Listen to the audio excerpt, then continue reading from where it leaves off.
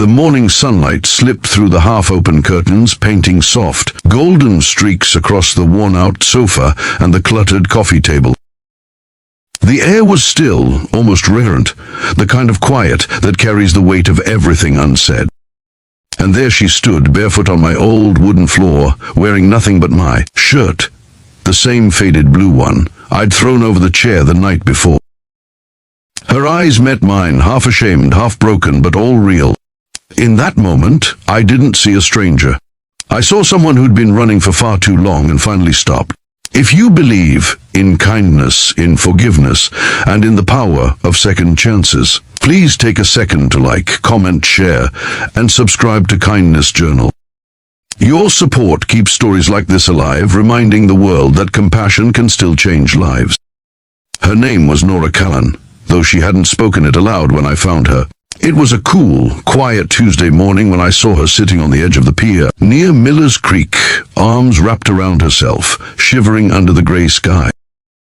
I was heading to my workshop, a converted garage, where I built wooden furniture for local stores. She looked out of place, fragile, trembling, like a fallen leaf, unsure whether to sink or drift away. Her clothes were soaked, her hair clung to her face, and she didn't flinch when I asked if she was okay. She just whispered, "Do you have a phone?" That was it. I offered her my jacket, called a cab, and tried to help her stand, but she winced, limping. There was a bruise on her ankle, another near her collarbone, and a silence in her eyes that spoke louder than any cry. The cab never came. The driver refused after hearing she didn't have money. So I did something I hadn't done in years. I brought a stranger home. My small cabin wasn't much. A single room with a kitchen corner, a table covered in tools, and a couch that had seen better days. She stood by the door, hesitant, scanning every corner as if measuring whether it was safe to breathe here. I offered her a towel and pointed to the bathroom, promising I'd wait outside while she showered. She didn't answer. But 5 minutes later, I heard the water running, and for the first time, the silence in the cabin felt alive. When she came out, steam trailing behind her, she wasn't wearing her old torn sweater anymore. She had found my shirt on the chair and slipped it on.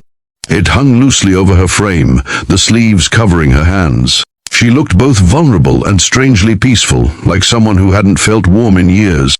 "I'll wash your clothes," I said quietly, unsure what else to offer. She nodded and sat down, hugging her knees to her chest. For hours, neither of us spoke much. She ate the soup I'd made, slow and cautious, as if she wasn't sure she was allowed to finish it. I tried to focus on fixing a broken chair in the corner, pretending not to notice the quiet sniffles she tried to hide. But I noticed everything, the faint scars on her wrists, the way she flinched every time a car passed outside, the way she jumped when I accidentally dropped a spoon. When night fell, I offered her the bed and took the couch. She didn't argue. She didn't thank me either. But sometime around midnight, I woke up to the sound of muffled sobs. I didn't move. I just listened to her breaking in the dark, quietly as if she didn't want the world to hear. The next morning, she was gone. My shirt was folded neatly on the bed. The window was open. For a second, I felt something sharp twist inside me, disappointment, maybe even fear. But then, I saw a note. Just one sentence, written in a shaky hand. "Thank you for not asking me who hurt me." Days passed. I went back to my work, tried to pretend it hadn't happened. But she stayed in my thoughts, the lost girl by the creek, the one who vanished wearing my shirt and left only silence behind. Then, one afternoon, I saw her again. She was standing in front of the bakery across the street, her hair tied back, holding a tray of muffins. The owner, Mrs. Langford, was showing her how to arrange them in the window. Nora looked lighter, still fragile but breathing. I crossed the street, unsure if she'd even remember me. But when she saw me, her eyes softened, and that was enough. "I'm working here now," she said softly, avoiding eye contact. They needed help.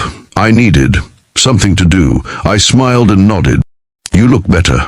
She smiled back, faint but real. "I'm trying." Over the next few weeks, I stopped by the bakery more often than I needed to. Sometimes for coffee, sometimes just to check on her. She was opening up little by little, laughing once in a while, even telling Mrs. Langford about her love for painting. I didn't ask about her past, but one evening she told me anyway. She'd been married to a man who turned cruel the moment she stopped obeying his every command. He'd taken her money, her family, her sense of self-worth. And when she finally ran, barefoot and terrified, she ended up at that pier, believing she had nowhere left to go. I didn't think anyone would help me, she said, voice trembling. But then you did, and you didn't ask why I was broken. You just let me be human. That night I realized kindness doesn't always look like grand gestures. Sometimes it's just giving someone a place to rest without asking for their story. A month later, she painted again. I visited her tiny rented room above the bakery, where canvases leaned against the walls, splashed with color. They're not very good, she said shyly, but they were beautiful, chaotic yet hopeful, like her. She painted one for me. A simple image of a shirt hanging by the window, sunlight falling across it. It reminded me of the morning after, she said. The first time I felt safe. One rainy afternoon, Mrs. Langford had a heart attack. It was sudden, and Nora was the one who found her. She stayed by her side all the way to the hospital, holding her hand, whispering prayers. When I arrived, Nora was pacing in the corridor, tears in her eyes. I pulled her into a hug without thinking, and she broke down completely, not because of the fear, but because she said she finally realized she couldn't lose anyone else she loved. In that moment, something inside both of us shifted. It wasn't romance. Not yet. It was something deeper, the quiet recognition of two souls that had survived too much and still chose kindness anyway.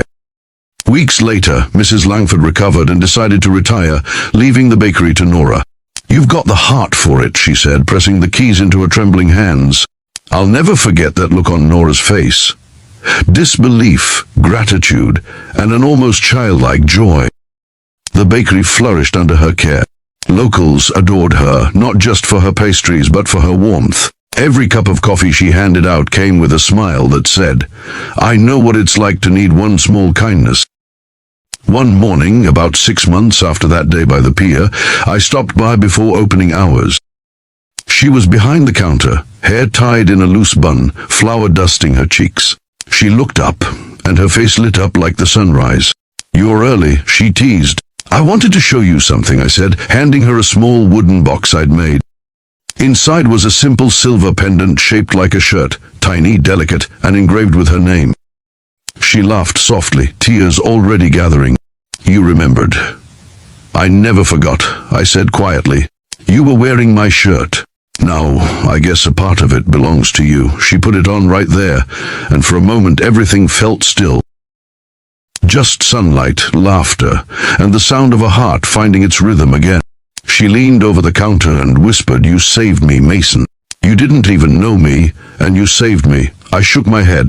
No, Nora, you saved yourself. I just opened the door. That day, as I walked out of the bakery, the bell chiming behind me, I realized something. Sometimes people who walk into our lives when we least expect them are the very reason we find our purpose again. She was wearing my shirt that first morning and nothing else. But today she's wearing courage, laughter, and a heart rebuilt from ashes. And maybe that's what love really looks like, not a fairy tale, but two people learning how to live again. If this story touched your heart, please don't forget to like, share, and subscribe to Kindness Journal. It helps us spread true stories of kindness, healing, and hope to more hearts around the world. Special request, tell us in the comments, do you believe a single act of kindness can change someone's entire life? Your words might inspire someone who needs to hear them today.